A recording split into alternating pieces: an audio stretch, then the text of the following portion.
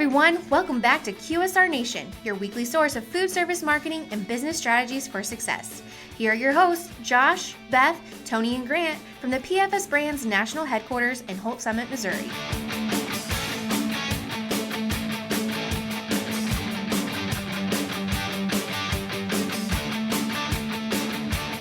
Hey everybody, welcome back to QSR Nation. As always, we have Josh, Tony, Grant, and Beth here from the PFS Brands National Headquarters in Holt Summit, Missouri to talk about food service marketing and business strategies for success.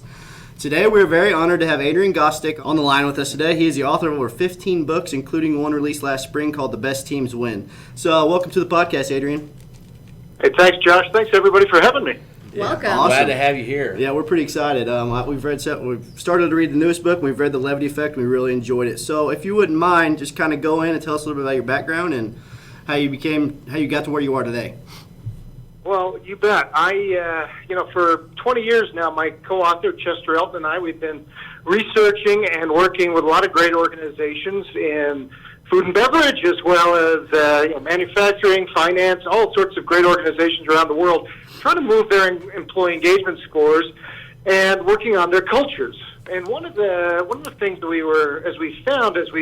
we've done all this work is the teams really vary depending on where you go. You could be in, the Cincinnati office and things are just running great, and, you go down the street and the next branch, next location, next office just isn't clicking. So we knew that there's differences, as we all know, between teams. And a lot of the difference, is really in the manager and how they lead. And when you look at the great books that have been written on teamwork, and there's lots of great books out there, the 5 Dysfunctions of a Team, and some great work by Richard Hackman of Harvard. Unfortunately, a lot of those books were written 20 years ago now. And time flies, and we forget that. So what we wanted to do is understand what great teams are doing differently today. What's changed in the last decade or so, like millennials coming into the workplace, or we now have gig employees, we now have remote employees, we have a speed of change that is unlike anything we've ever seen before, we have competition that's increasing, etc. So how do you manage people in this kind of environment? And how do you create great teams in this kind of world? So that's really how we got to where we are today. Well, you guys are doing a great job of it. I mean, this book, like I said, earlier before we got the podcast started, just getting through the first chapter even just makes you just want to learn more because it's just crazy eye-opening. And it also presents some great challenges. 100%. And it's just one of the things that really stood out to me was whenever you first opened up the book was about the story of Chris Hadfield and how inspirational that is. And it's something that you want to make sure that you do relate that to every single employee and member of your company just because of how inspirational and how motivational that can be.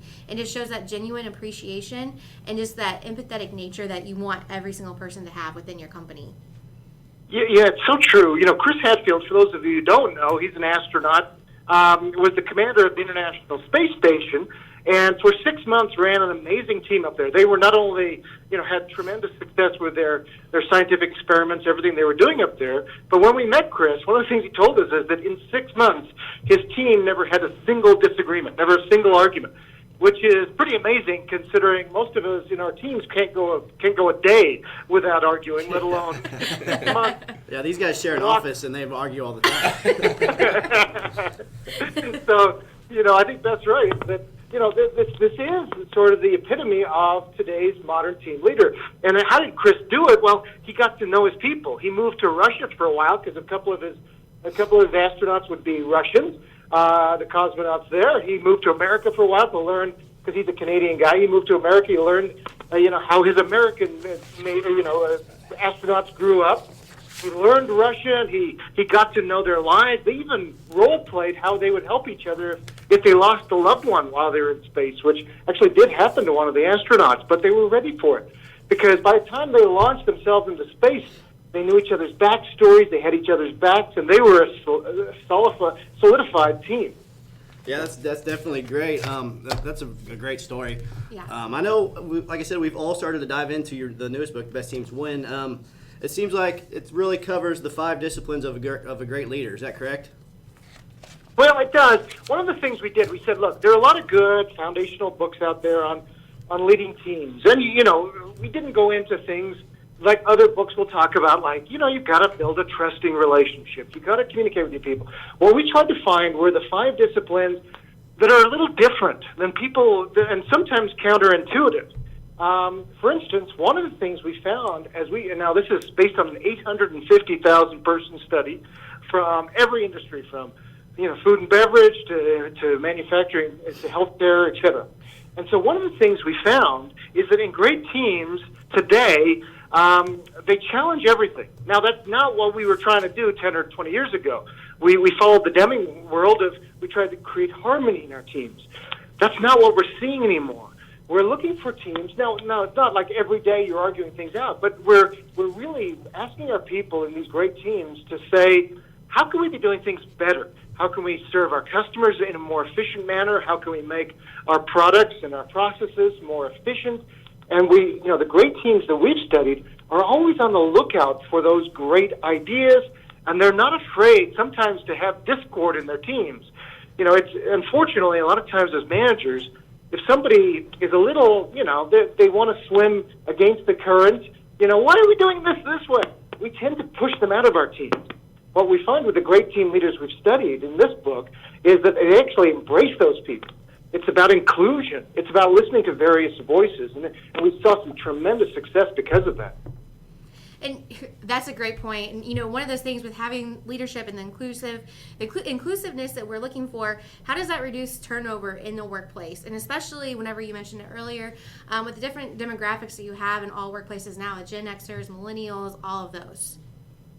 No, it's a great question, because when you think about younger employees today, and we're going to generalize, and millennials hate it when you generalize, more than any group I've ever studied. And so with that said, there are still some things we can say broad brush about this generation coming into the workplace now in their 20s. And one of the things that they really do hate is when their voices isn't heard. They have grown up feeling like, in school they had their voices heard. Where I grew up in school, you sat there, you listened, you didn't really challenge anything. They've been encouraged to speak up. You look at successful organizations today that are breaking bounds, and even though they've had challenges, you look at companies like Uber or Airbnb, and employees were actually encouraged to rate their customers. That's never happened before. And so we're living with a generation that's growing or coming into the workplace that are used to having their voices heard, and then they come in and most managers run their organizations in a way where, look, I've been doing this a long time. I'll let you know if I need your opinion, but really I'm never going to need your opinion. And it's so demotivating to people. Yeah, that's a good point, Adrian. And after reading the first chapter of your book, I haven't really seen any examples of drawbacks from good teamwork, and I'm not sure that there really is, but I was just curious if there's any examples that you have seen where the teamwork just didn't work out the way it planned to be. Yeah, and, the idea is it's about, group dynamics, of course. And there are times, of course, where, we all kind of scratch our heads. There are times where we send our best basketball players in the world to the Olympics, and they get the bronze medal. And these guys should have crushed everybody by 50 points, and what happened? Or our best track athletes, in the 4x100 relay, and all of a sudden they're not bringing home the gold, and we're all scratching our heads. Collectively, they are the most talented athletes, but they don't work together. And so what we found, and this has been backed up by studies from Amy Edmondson of Harvard, as well as Google found this in a large study of their workplaces, is that people in the best teams have what we call psychological safety. They feel that they can be themselves with their teammates. They're vulnerable with each other. They speak up about the same amount during the day as everybody else. There's not certain voices who dominate the conversation. They can throw out even crazy ideas, and they won't be diminished. They won't feel like they're being embarrassed by throwing out crazy ideas, because really when you think of innovation, it's always a crazy idea that helps us innovate and break new ground.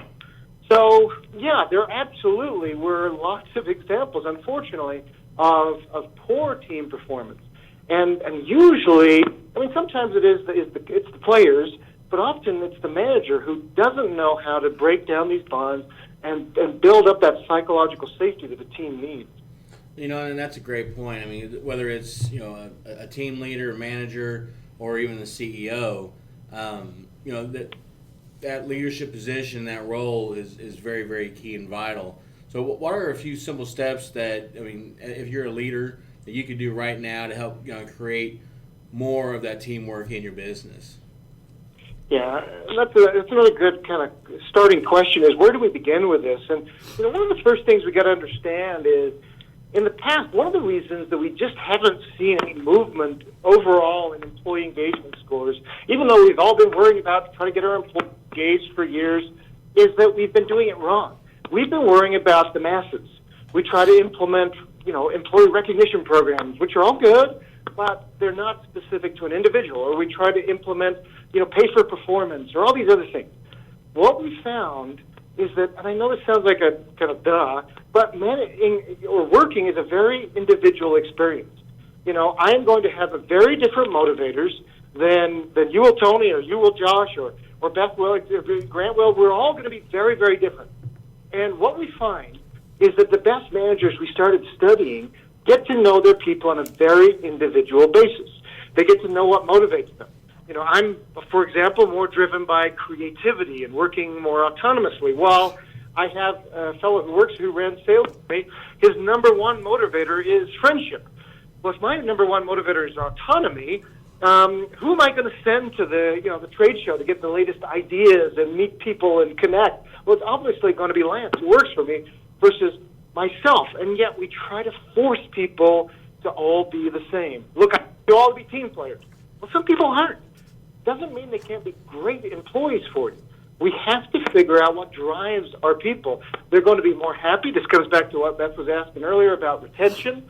We're going to retain more people if we figure out what their specific drivers are. And I know it sounds like a little bit more work for us, but retention increases and engagement just goes to the roof when we figure out this idea. We call it managing to the one. Well, I was just getting ready to bring up the point about that discipline. You mentioned to manage to the one in the book, and that brought me to a part of the book we talked about. You guys had a consultancy that found managers to incorporate that soft side and more inclusiveness in the leadership approach. To quote the book, says can increase their team's performance by as much as 30%, and that is just domination. As far as being able to drive that ability to increase productivity, as well as getting the team to really feel like they're valued and they're actually producing something that is worthwhile and be fully bought in. Yeah, exactly. There's some pretty startling statistics up here, but I'm a bit of a cynic, so I kind of see a statistic and I go, yeah, but what about this or that? And that's why we put a lot of case studies in here too. You'll notice in the first chapter that we have Caterpillar in there, which just has implemented this system throughout its $47 billion company because and this is a tough as nails company, but they have found that managing in these softer ways can produce some tremendous benefits to the organization. There's California Pizza Kitchen in that first chapter that's implemented a lot of these approaches. There's Tesco from the United Kingdom, a big grocery chain. So what we didn't want to do is go into Google or Apple or eBay and look at organizations like that. We've got a couple of those stories, but mostly they are about meat and potato organizations that have been around for a long time that just needed to take that next leap, and they found it through their people. Well, and you brought up Caterpillar. I think that the number quoted was that one branch that they really took, and rooted this whole soft skill approach and leadership in place. Not only was it profitable, but it was a little north of $8 million profitable for that branch. Exactly. And that's that right there. If you're a hard skill set manager that just needs numbers, that's a pretty big number. Exactly.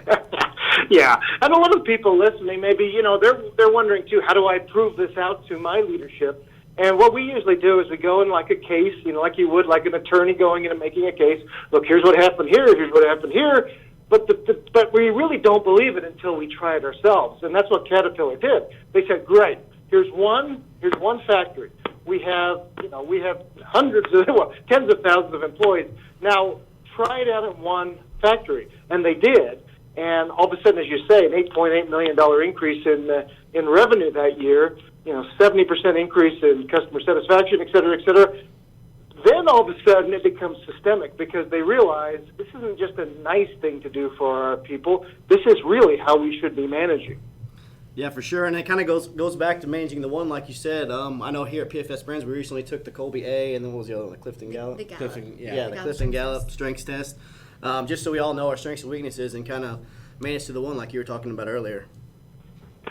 And we have actually created, the strengths test is awesome. Those personality tests are great.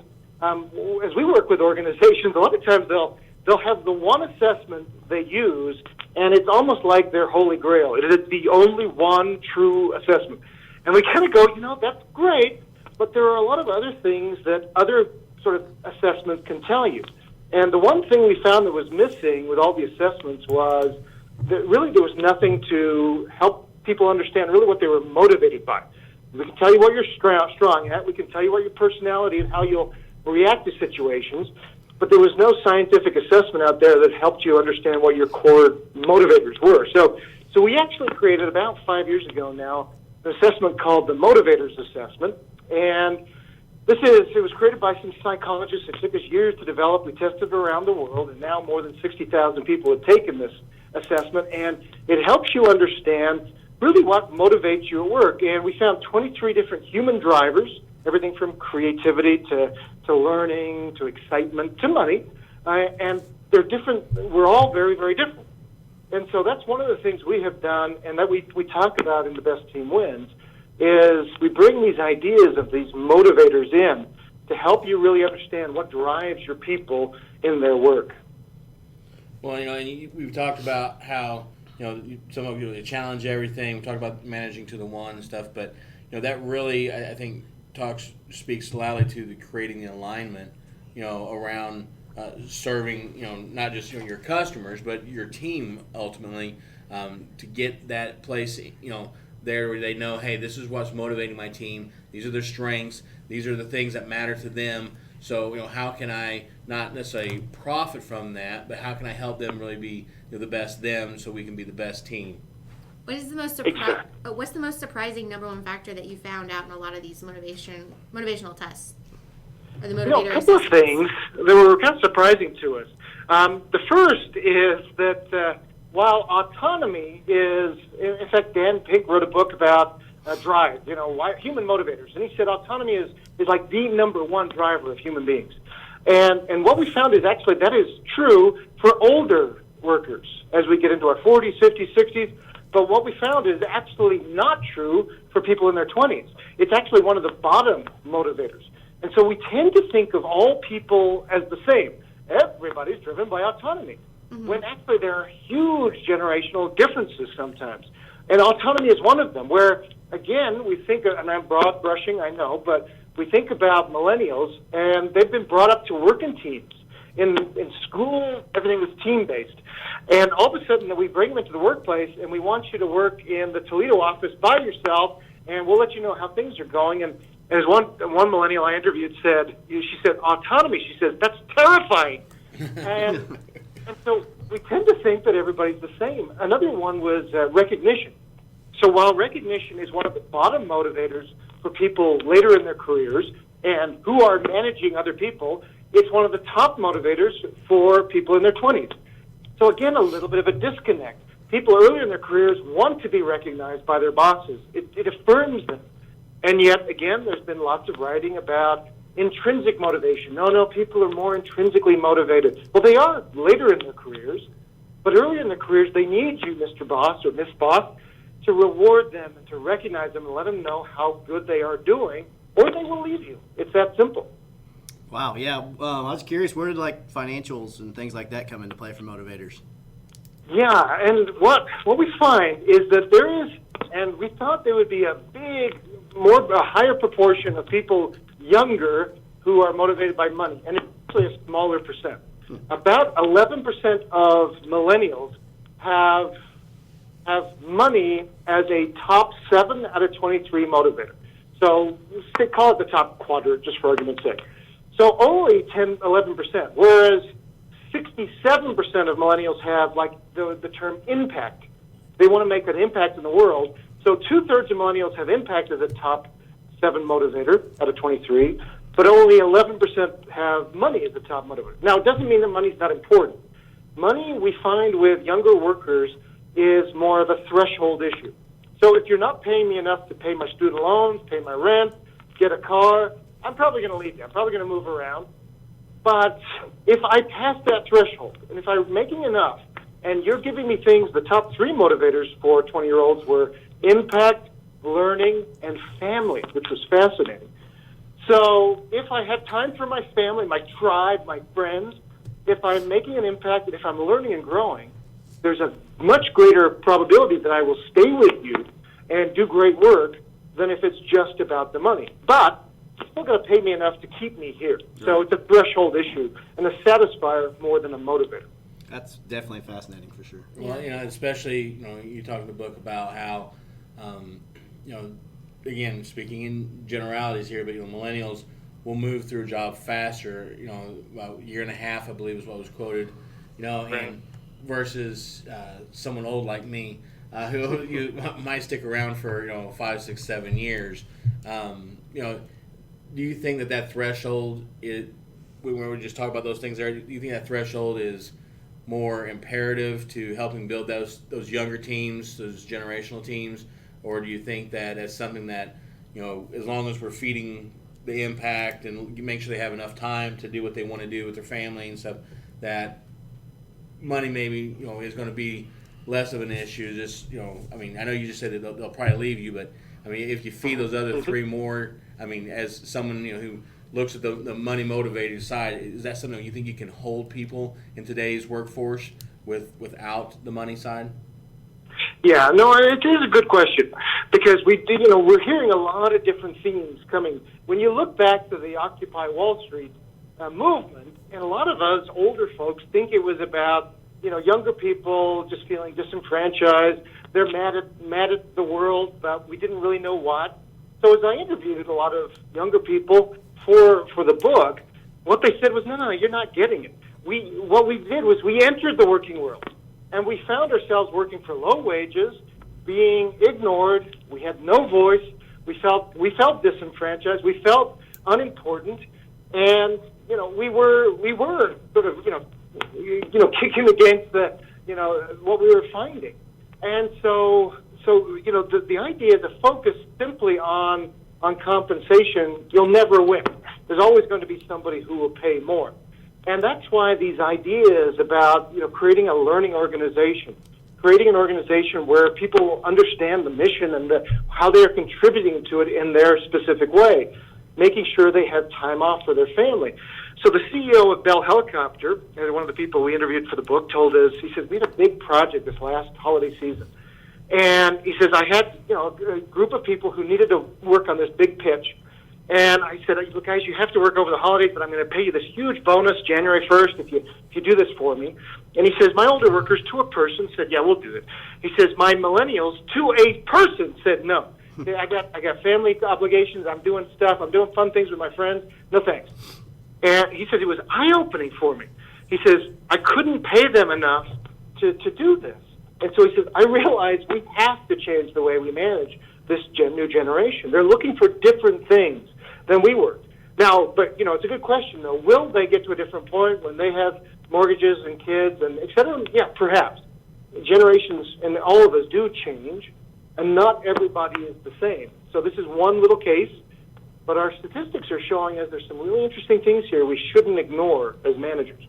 Yeah, that's crazy fascinating. We can talk about that all day as well. Yeah, anything to add, Tony? Well, I'm just curious on the flip side of when you look at like the Gen Xers,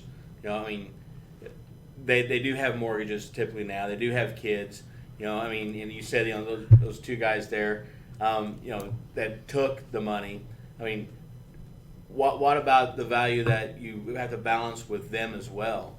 So that I know you have to build your workforce for the future for sustainability, but at the same time, what do you what do you suggest that leaders look at to keep that balance there? Because not everything is going to suit everybody. Obviously, there's not one size fits all. Right. And a lot of the worry sometimes, it's an astute question, because a lot of times, sometimes when people say, okay, now managers will tell me we're going to be pandering to our younger workers, and, but what we find is actually, as we start doing a few things that will help our younger workers, it actually helps everybody. Because, again, younger workers are looking for more recognition, for instance. Well, nobody's going to be offended by you giving out more recognition. In fact, they'll be typically appreciative, even though it may not be one of their strongest motivators when they get a little older. Nobody minds being thanked. So as we start doing more of that as a leader, it actually helps all of our teams, even the Gen X and the Boomers. When you think of we're going to do more directly relevant learning and career development for our people. Again, yes, it's going to help our millennials, but it's going to help all of our people. It's a benefit to everybody to do that. If we think about that idea of impact, okay, we're going to more clearly articulate the meaning of our work. What's our why here? Again, it's going to help everybody. So what we found is that as managers start looking at, and leaders start looking at these ideas to help their younger workers, it really helps everybody in their teams. Yeah, for sure. Now, Adrian, kind of to keep us going along here, so we're not here for 3 hours. We could be, because this has been a fascinating conversation. We're going to switch over to 3 questions we ask every single person we interview. So it's kind of like a lightning round, so to speak. So we're going to get started. Okay, so Adrian, what is the one book that you would recommend to read and why? Okay, not one of mine, right? Hey, it could be. It could be, whichever one you feel. No, we've talked enough about my book. We're actually just starting a new book right now with a fellow named Marshall Goldsmith, who's a wonderful leadership thinker, and he wrote a book called "What Got You Here Won't Get You There," and it's a great book every leader should read. That's awesome. Yeah. Hey, Adrian, and real quick, I just want to give a shout out to you. Even I've heard a lot of negative descriptions of millennials, but that's the best one I've heard so far. So. Oh, good. Yeah, no, we actually think millennials have a lot to bring to the workplace. That they know technology, they've got energy, they've got creativity. We got to learn how to really capitalize on this amazing generation that is coming in. For sure. So my question for you, what do you feel is a marketing or business trend we will see moving forward in 2019? Well, probably sticking with our theme here of people, we are hearing much more about culture change.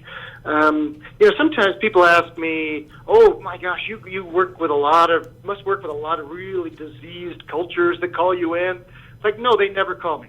What we do is we get called in by those good cultures who want to get better, improving, and they want to get great. And so, but I'm hearing so much more. We're getting asked to speak and help consult so much on culture, because if you don't get the culture right, nothing really works right. And so you look at things that are happening when those embarrassing sort of situations that thinking of USC or the medical school there, or other things that kind of go on. When you look back, it's really we didn't create the culture we needed. When we do, those things typically, people who are not living up to those kind of things in our culture get pushed out. And so really culture, I think, is going to be, and people will be the movement of the next few years here. I agree. Well, I have one other question for you as well. So what is the one piece of advice that you would give any new entrepreneur? This is, we've built, several little businesses here, and I know this is maybe a little silly little thing, but I've been trying to practice this lately, and it's assume positive intent. Because, the other day I look on my website and something that was really important to me had dropped off, and so I start talking with my assistant, and I kind of go, "Hey, what the heck's going on here? My web guy, he's trying to bring down my business," and we start kind of getting going, and you know how you do that. Yeah. And then I stopped, and I remembered, something we've been working on, is to assume positive intent. So I said, okay, I'm just going to pick up my phone. I talk to my web guy, and He says, that happened, really? And we start talking it through, and well, even if he had done it, which he hadn't, it was a complete honest mistake. But even if he hadn't, again, he was still, I'm sure he would still be trying to make the business better. It wasn't something he was trying to do to bring me down. But as human beings, we tend to feel like that. We tend to think negative whenever anything happens. I'm the only one around here who can do anything right. I'm the only smart one. Is anybody? We tend to think this. And I've been trying to teach myself, instead of jumping to these kind of conclusions, to assume positive intent, pick up the phone, get to the bottom of things, find out the facts, talk to others, and 99 times out of 100, really there was no negative intent. We're all trying to do the right thing for the right reason. So just that's one thing I would sort of help you with. I think it'll help you with your relationships with your people in your organization as well as your family members. Assume positive intent. That's actually really great advice. mindset. In fact, when you were talking about that, everyone in the room looked at me. Well, Adrian, we've had a great conversation today, and if any of our listeners want to reach out to you, where can they get a hold of you at? Oh, it's really easy. TheCultureWorks.com, or my website is AdrianGostick.com, or pick up a copy of The Best Team Wins. And thank you so much, folks, for having me on. It's been a lot of fun. Thank you very much. We've had a great conversation. Yeah, we truly appreciate your time that you took away to interview with us today. Yeah, this has been awesome, and I tell you, if you haven't read any of Adrian's books, I highly recommend this one. Of course, we talked about today, The Best Team Wins, and an oldie but a fabulous one in The Levity Effect. Yeah, that book was funny. That book was really funny. Really good, yeah. And it was awesome, and really appreciate your time. Well, thank you, everyone. We'll hopefully talk soon. Yeah, for sure. And for all of our listeners out today, for Josh, Beth, Tony, and Grant, and QSR Nation, we'll talk to you next week. Today's episode is brought to you by Champs Chicken. For deals, discounts, and updates, check out champschicken.com/connect.